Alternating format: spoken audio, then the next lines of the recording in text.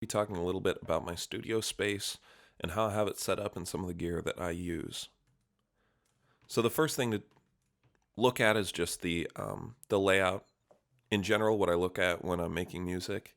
We'll start here with the layout of the room. So it is 13.5 feet long by 12.5 feet wide, and I have this corner desk, which, as we'll talk about in a little bit, is maybe not the best for acoustics, but logistically, this is a bedroom, so I need to kind of fit in the desk wherever I can. So the sweet spot is around back here. Here's the bed. Here's the corner desk with my two monitors. The sweet spot is a little bit further back from where I sit, but I can get a pretty good equilateral triangle with my monitors there. And then I have my visual monitor up here and my computer and my MIDI keyboard over here. And it ends up working out relatively well for a room that is not sound treated at the moment.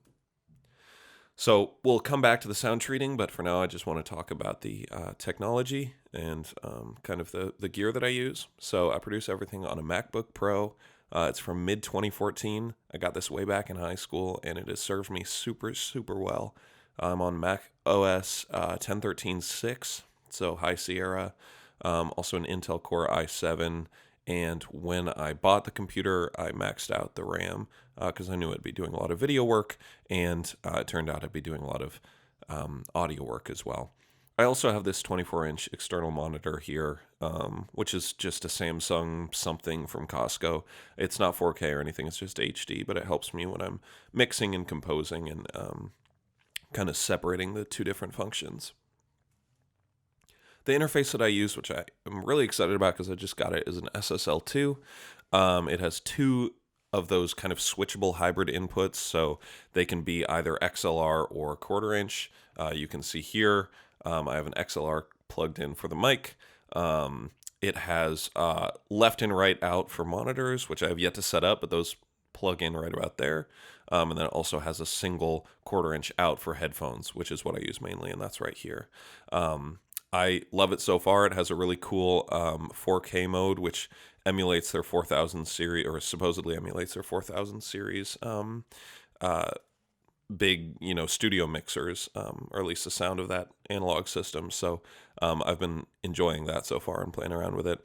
It does have input meters for both channels, and they're both PPM, just kind of your standard like LED monitors. And of course gain control, and you can switch from line to high Z and stuff like that. So it's a pretty comprehensive, if not pretty compact interface, and I'm really loving it so far. I got it yesterday, so I'm pretty hyped about it. The first microphone that I'm going to be talking about, which is actually what I'm recording on right now, is an Audio-Technica AT2035. It is a true large diaphragm condenser with its cardioid polar pattern. I got it because it is super, super cost effective. It was like $150 for true large diaphragm. Lots of really glowing reviews online, and I know online reviews don't really mean a whole lot a lot of the time, but I really there was a lot of good feedback out there about this mic, and so I decided to pick it up. Mainly I've been using it for vocals, and that's what I plan to use it for class projects. There's a lot of detail. It's super sensitive. So far it's served me well. It's a little bit, there's a lot in the low end, but I really do like it, and I can always EQ that out. My second kind of pair of microphones are these Octava MK012s. My dad bought these a long time ago. They're these small diaphragm condensers, and we have a pair of them, and we have them mounted, you can see there, in with the hood of the piano up to record stereo. And it is they sound great, and I plan to use them kind of for basically what I'm using them for now, which is recording piano, maybe some acoustic guitar, but recording like true stereo actual sounds. I think could be really useful. These come with a 10 decibel pad that you kind of screw in between the actual diaphragm and the mic itself. So they're kind of an interesting old Russian design. Instruments of a Fender Stratocaster I got a long time ago when I was a kid starting to play guitar, and then I have a G&L JB bass. That's my dad's old bass because he used to play.